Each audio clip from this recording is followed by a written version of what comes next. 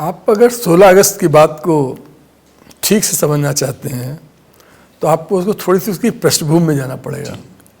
पृष्ठभूमि ये है कि भारत के अंदर ये एक तबका मुस्लिम जो तो है लोग हैं, उनका एक तबका था वो जो एक्सट्रीमिस्ट थे, और उनको हमेशा ये लगता रहता था कि भारत के अंदर उनको अपनी आइडेंटिटी अलग बनानी है, मतलब जो हिंदुओं से अलग एक उनको अपनी आइडेंटिटी चाहिए थी।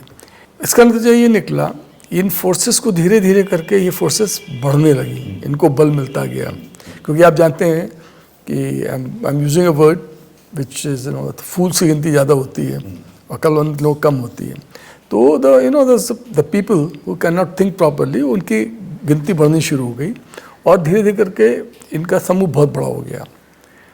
उसके बाद क्या आता है, 1906 30 दिसंबर 1906 के अंदर ढाका के अंदर मुस्लिम लीग का संगठन होता है। मुस्लिम लीग का संगठन इसलिए होता है कि वो कहते हैं कि हमको मुस्लिम को भी रिप्रेजेंटेशन हर जगह मिलना चाहिए। ऊपरी तौर पे तो यही होता है, पर उनको चाहिए था सेपरेशन 1906 से। आप अभी से मत आइए।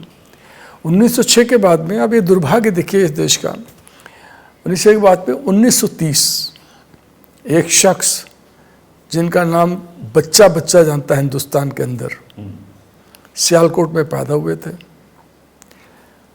और वो जो शख्स थे उनका लिखा एक तराना है जो पूरे हिंदुस्तान में आज भी गाया जाता है। अल्लामा मोहम्मद इकबाल जो थे, उन्होंने 1930 के अंदर इलाहाबाद के अंदर मुस्लिम लीग का अधिवेशन हो रहा था, उसमें अपने अध्यक्षीय भाषण में उन्होंने इस बात को उठाया कि मुस्लिमों के लिए एक सेपरेट ऑटोनोमस होमलैंड होना चाहिए।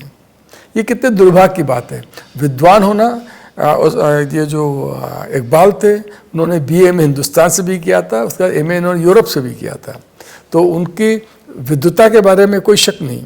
और उनका तराना इतना अच्छा था कि आज भी हिंदुस्तान के अंदर हम बुलबुलें हैं इसकी ये गुलसिता हमारा। तो आप देखिए, लेकिन विद्वान होना एक बात होती है और दूरदर्शी होना और अच्छा इंसान होना एक अलग बात होती है।